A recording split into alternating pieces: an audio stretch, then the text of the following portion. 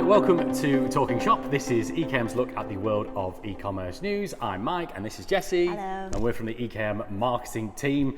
This is our first episode of 2023, so let's look at what we're talking about in this episode. UK retailers closed out 2022 with strong online sales. Just 16% of shoppers feel confident in managing data, privacy, and security. Younger generations are shunning Google search for TikTok. 47% of UK businesses are embarrassed by their website. And ChatGPT, how an AI chatbot could change the face of online retail. So let's start. Obviously, we had a busy period in retail just before the end of the year, as we always do. So 2023, looking back at 2022, and of course in that we had Black Friday, we've had Cyber Monday, Boxing Day, even Blue Monday, where there's been some encouraging figures I saw just before we started. So it's saying that UK retailers closed out 2022 with really strong sales, particularly with Boxing Day sales making a return. We did sort of wonder whether brands would be engaging with Black Friday, Cyber Monday and Boxing Day. That's a lot, isn't it? Yeah, with all of them. It turns out that hopefully, yes, Boxing Day did boost very strong sales in December, seeing an uplift of web traffic up 44.4%, and online sales surging 26% year on year. Oh, That's very positive. I mean, we've analysed these figures before where we say, well, obviously we want it to increase because it's that migration from, high street spending to online, but it's still encouraging to see that's happening. Apparently, looking at on Boxing Day itself, where this is mostly analysing, there was a 54.7% week-on-week increase in shoppers. So that was very, very good and very encouraging, particularly when we got a cost of living crisis. Yes, it's good to see people still spending their money. Yeah, I think as the cost of living crisis progresses, hopefully as it doesn't, people will be more conscious looking for those sales. So it will be enticing people if they were wanting to spend, but maybe just like a little bit nervous because maybe the money's not quite there. But when the sale's on, that'll be what really gets them in the door. Exactly. So much research as well going around at the moment, and I keep seeing this about people, about quality of product, and they are being more discerning. And we've spoken about it loads on this show, that, if you're, a smaller boutique business, this really could be a great opportunity for you because people are looking for a higher quality of product and less throwaway fashion. So, or fashion or other sorts of products. So, it could be a real, sort of boom period potentially in amongst all the uncertainty as well. Right, I'm not going to go in depth on the online safety bill. Still nothing. I know how much you love that online safety bill. Where is it? Where? Gone. Deary me. But just 16% of shoppers feel confident in managing data privacy and security. Particularly when you think about the SCA payments that were introduced to make it more secure when you're checking out, with sort of the integrations with banks and what have you. But still, quite a lot of people feeling, insecure and not particularly confident with what's happening with their data online, which is a concern, isn't it? Yeah. So obviously you can mitigate these things by making sure you've got all the right terminology, you've got a privacy policy on there, and also just the look of your website. Yes. It plays a major part. People's perceptions and the initial perceptions of your website are incredibly important with how they think, how secure it is. Apparently 14% had their data privacy compromised multiple times, according to this research, which has been carried out by Ring. The doorbell people. Interesting. Yeah, which I think is interesting since they're filming you 24/7. Oh, that's a whole nother story, isn't it? Well, yeah, I know. That brings in a whole different debate on privacy, doesn't it? But apparently, research reveals that 24% of UK adults had their email hacked, password leaked, or information shared to a third party without their permission last year. Wow. That's what was the percentage? 24%. I feel like it'd be higher. When you think of how many times your email gets not maybe hacked, but compromised, like into places where you just can't stop getting so much spam mail that it's almost unusable. Yeah, I had a couple of notifications last year that said your information has been compromised from various companies. Yeah, and from big ones as well. Like EasyJet had a huge scan. I don't know if scandal is the right word, but so I'm actually surprised that the number is only 24%. Perhaps a lot of people maybe just don't realize that it's happened. I think that's probably right because there's been nothing. No criminal activity has taken place, or And really, all they've done is just gained your email address, which they can't do too much with. No. Yet, but apart from spam you. Apart from spam you. But. Right, looking on Gen Z, who are always good to keep up with, and their spending habits. Which there's a lot of research to say that they are really into high-end fashion and spending a lot of money on clothing. I was reading something the other day. It's incredible, really, where we seem to have had almost the millennials, which are the fast fashion sort of generation. Now it's gone towards They buy a lot of vintage. Yeah. But they also buy, when they're going to buy new, they tend to buy on the upper end of the price scale, because I think they're dedicated to that sort of idea, that things that are going to last and things that aren't going to go out of fashion. Yeah, really interesting to take on board. Let's look at this. But 40% of young people turn to TikTok or Instagram as a search tool, shunning Google. This is according to US-based big tech company itself. This is according to TikTok itself. I was like, itself? Who are they? Read it before you do it. I completely do see where this is coming from. Because if I watch anything on TikTok, you go to the comments, there's that little search that will try and get you to look for more about what you've just been watching. And I use that all the time. It's kind of, I guess it's TikTok's earlier version of what Twitter have, this now thing that allows people to add context, doesn't it? So if there's, I don't know if you've seen this. Yeah, if anyone makes a claim on TikTok, people on Twitter, people can actually add context. Yeah. So a lot of people on TikTok use it for that instance, but also, as you were saying, you look up like recipes. Yeah. So like it used to be, if I knew I wanted to make a certain, last night I was looking at, I want to make white chicken chili, which is very American, probably is something you'd be familiar with. But what's white chicken? It's like chili, but instead of being tomato based, it's creamy and white. So it's white instead of and then chicken instead of being a beef chili. Like a bechamel sauce. No. That would be weird. It's really good. I'll send you the recipe. Excellent. But so when I was looking, I've wanted to make it, and I was thinking about where should I find the recipe, because everyone's got their take on it. So in the olden days, my first go-to would have been Pinterest. I would have looked on Pinterest, and I would have looked at all the pictures to see who says and makes the claim that theirs is the best, which everyone says is the best ever white chicken chili.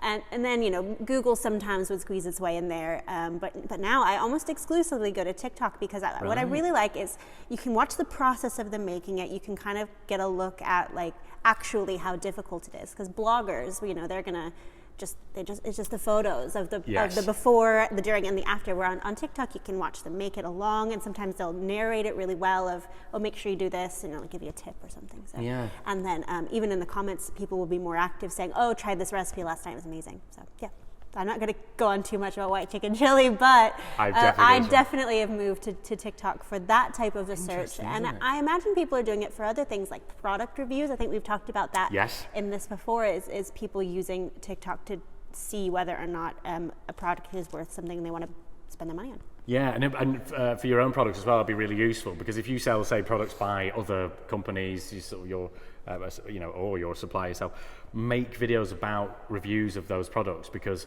that's a great way just to funnel in traffic into your own website as well. So definitely something to take advantage of if you're not already. It can be really daunting when you get these new social media platforms that blow up, and you think there's that expectation, isn't it, that I've got to be on there and I've got to be able to sort of create content for it. But just get to grips with it, learn about it, and then you get these sorts of studies, and people learn how to or create trends with how they use the platform. I don't think anyone setting out with TikTok in the early days would have thought that it would become this sort of hotbed for some of the content or the way that people use it. It is. Yeah, especially if you think of where it came from with Musical.ly. This is absolutely a total.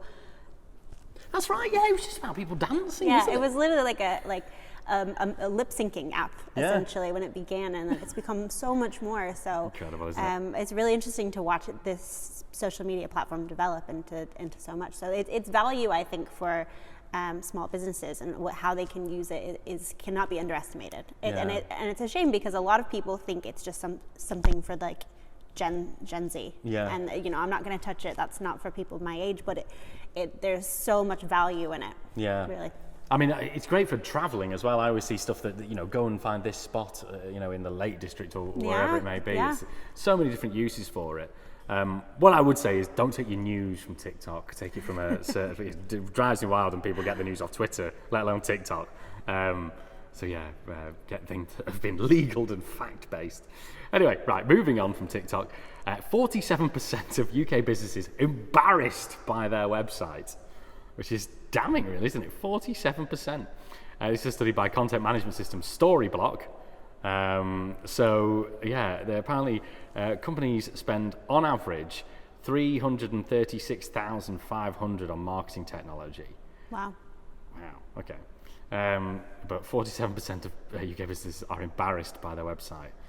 And it says, apparently said their website had recently embarrassed them in front of a key stakeholder or customer. So, obviously they're like showing look at my website sort of thing. No, that usually works.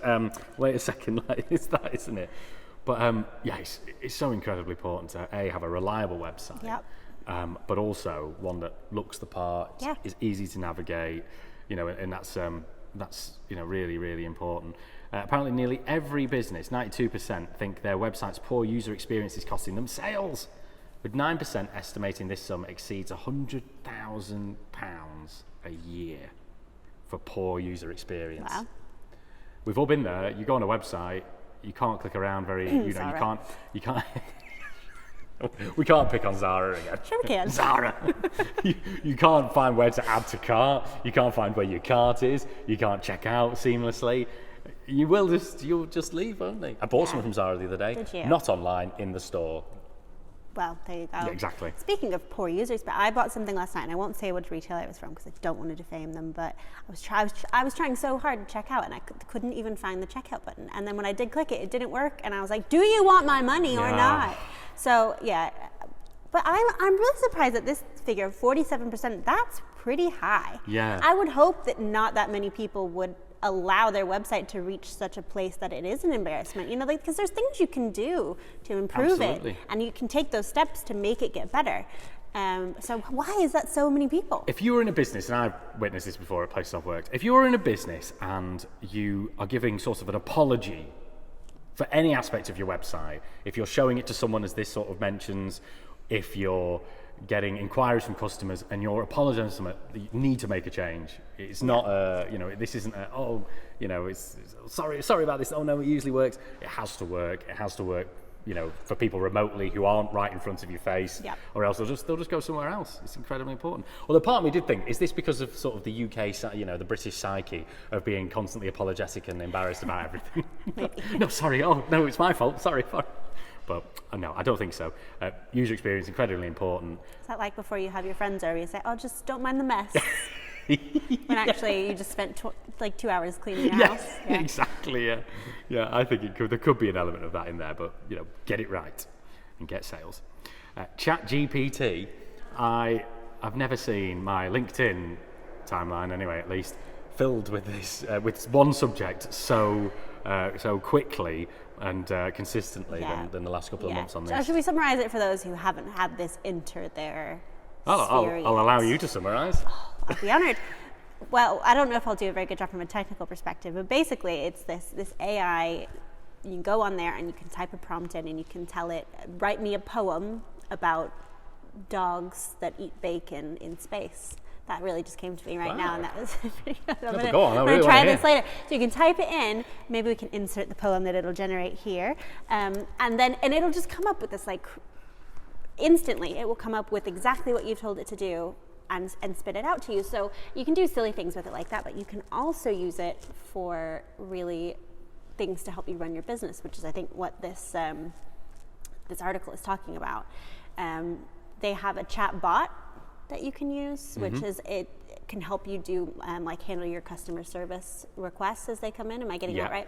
But you could also use it for just really everyday things like help me write a product description for a watch that has the hands are Mickey Mouse's arms or something like that. Yeah. And it will just type out a little product description for you to sort of help you if you're getting stuck for words. Yeah, that's what we think the big advantage would probably be, is that taking those little sort of menial tasks that you sometimes feel like it's a bit laborious trying to do them yourselves, maybe if you're a sole trader sort of thing, it would just be very helpful to do those, wouldn't it? It's not, I don't think it's ever really going to replace humans. No.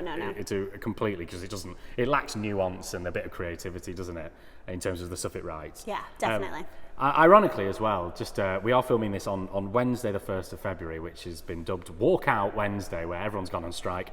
ChatGPT is also on strike right now. It's at capacity. There are too many people using it, and I can't even write the Space Bacon poem. Space Bacon Dogs. The Space Bacon Dogs poem. But feel free to try it on your own at home. But I think it is really good. But like you said, it does lack that personality that comes with a real human writing. So I wouldn't say to use it for everything on your website, But you can get really good at putting the prompts in so that it takes into account what you would say. So you can give it a couple of sentences and then tell it to make that into something, which I think is maybe a better way to do it than just so it still has a bit of your own personality. Because I do know some people that have used it, like you said, on LinkedIn or social media to write all their posts for them. Yeah. Almost as like a test. Yeah. And you can tell which ones are and aren't from ChatGPT. It's when your mate who's got really terrible grammar starts using it. I think that's what it is. When you know someone's personality, you can tell that this is a robot and this isn't. Yeah. So I mean, I wouldn't suggest moving like all your operations over to this AI, but it is interesting how you can use it to make your life a little bit easier from time to time. Absolutely. Embrace technology. Don't be scared of it. Embrace it. And you never know, you might just make life easier for yourself and also, improve the things that you do. That's what it's all about.